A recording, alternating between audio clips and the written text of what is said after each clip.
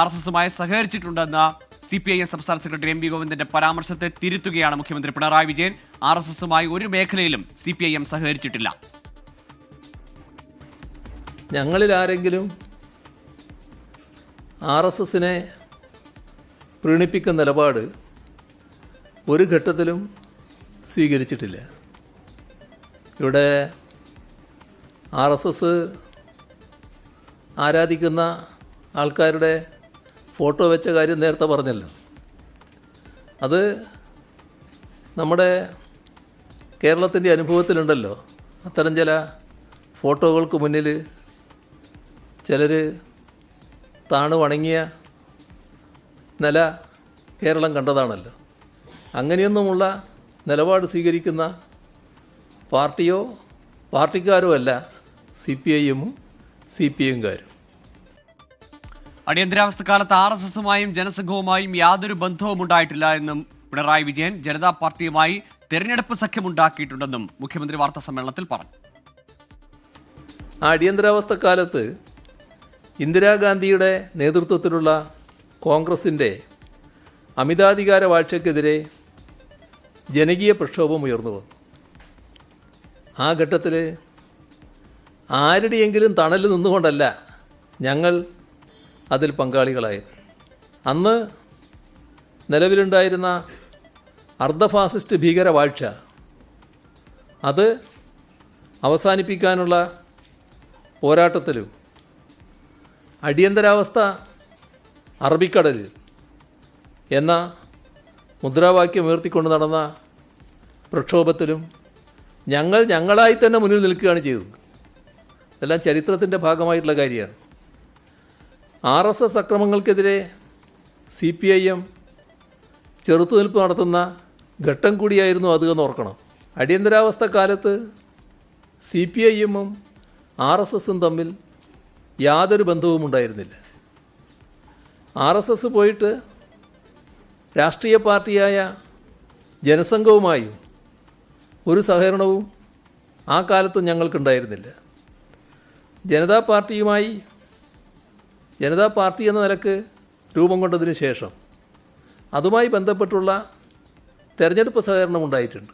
1977 തെരഞ്ഞെടുപ്പ് ഘട്ടത്തിൽ അന്നത്തെ ഒരു വിശാല മുന്നണി, ആ വിശാല മുന്നണി ജനതാ പാർട്ടിയായി രൂപപ്പെട്ടു. ഞങ്ങളതിലില്ല.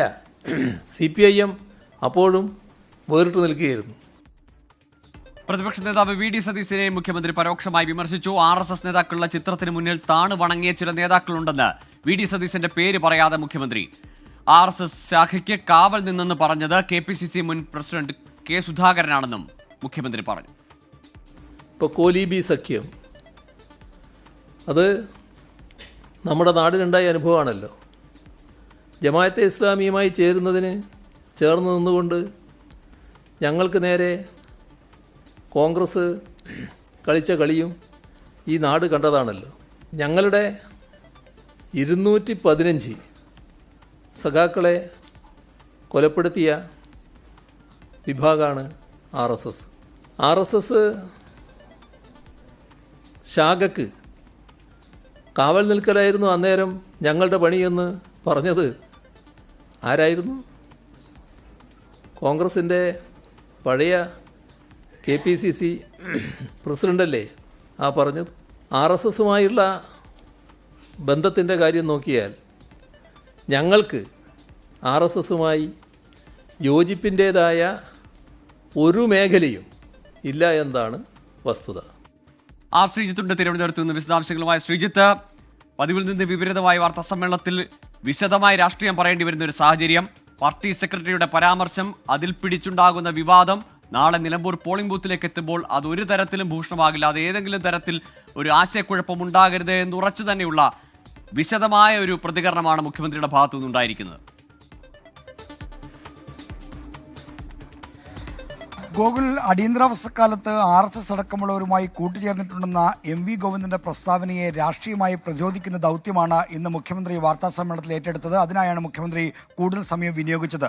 അത് ഗോകുൽ സൂചിപ്പിച്ച പോലെ നാളെ നിലമ്പൂർ പോളിംഗ് ബൂത്തിലേക്ക് പോവുകയാണ്. അപ്പോൾ അതിനു മുന്നോടിയായി CPIM-ന്റെ RSSനോടുള്ള നിലപാട് ഒരിക്കൽ കൂടി വ്യക്തമാക്കിയാണ് മുഖ്യമന്ത്രി ചെയ്തത്. ഫലത്തിൽ MV ഗോവിന്ദന്റെ പ്രസ്താവനയെ മുഖ്യമന്ത്രി തള്ളുന്നു. എന്നാൽ വ്യക്തിപരമായി MV ഗോവിന്ദൻ പറഞ്ഞത് തെറ്റാണ്, അത് തിരുത്തണമെന്ന് അദ്ദേഹം പറഞ്ഞില്ലെന്ന് മാത്രം. മറിച്ച് RSSുമായി CPIM-ന് ഇതപര്യന്തമുള്ള ബന്ധം എങ്ങനെയാണ്, ആ ബന്ധം ഉരുത്തിരിഞ്ഞു വന്നത് എങ്ങനെയാണ്, ഓരോ ഘട്ടത്തിലും ജനതാ പാർട്ടിയും ജനസംഘവുമായിട്ടുള്ള ബന്ധം എന്തായിരുന്നു തുടങ്ങിയ കാര്യങ്ങൾ വിശദീകരിക്കുകയാണ് മുഖ്യമന്ത്രി ചെയ്തത്. ജനതാ പാർട്ടിയുമായി 1977 കാലത്ത് തെരഞ്ഞെടുപ്പ് സഖ്യമുണ്ടായിരുന്നു എന്ന കാര്യം മുഖ്യമന്ത്രി സ്വീകരിച്ചു. എന്നാൽ RSSുമായി ഒരു സഹകരണവും ഉണ്ടായിരുന്നില്ല. അത് അടിയന്തരാവസ്ഥയെ പ്രതിരോധിക്കുന്നതിന് വേണ്ടിയാണ് അത്തരമൊരു തെരഞ്ഞെടുപ്പ് സഹകരണം ഉണ്ടായത്. മറിച്ച് RSSുമായി പങ്കാളിയാകാനോ ജനതാ പാർട്ടിയിൽ ലയിക്കാനോ CPIM പോയില്ല. അടിയന്തരാവസ്ഥ എന്ന അർദ്ധഫാസിസ്റ്റ് വാഴ്ചയ്ക്കെതിരെ ഒറ്റയ്ക്ക് നിന്ന് ആണ് CPIM പോരാടിയത്, ആരുടെയും തണലിൽ നിന്നല്ല പോരാടിയത് എന്ന് പറഞ്ഞുകൊണ്ട് RSSനോടുള്ള നിലപാട് മുഖ്യമന്ത്രി വളരെ വ്യക്തമായി പറഞ്ഞു. ഇതോടൊപ്പം തന്നെ രാജ്ഭവനിൽ ഭാരതാംബയുടെ ചിത്രം വെക്കുന്നതുമായി ബന്ധപ്പെട്ട വിഷയത്തിലും മുഖ്യമന്ത്രി നിലപാട് വ്യക്തമാക്കിയതോടെ RSSനെതിരായ സംഘപരിവാറിനെതിരായ രാഷ്ട്രീയ സമീപനത്തിൽ CPIM-ന് ഒരു മാറ്റവും വന്നിട്ടില്ല എന്ന് പ്രഖ്യാപിക്കുകയാണ് മുഖ്യമന്ത്രി ചെയ്തിരിക്കുന്നത്. അതും നിലമ്പൂർ നാളെ വോട്ടെടുപ്പിലേക്ക് പോകാൻ മണിക്കൂറുകൾ മാത്രം ബാക്കിയുള്ളപ്പോൾ.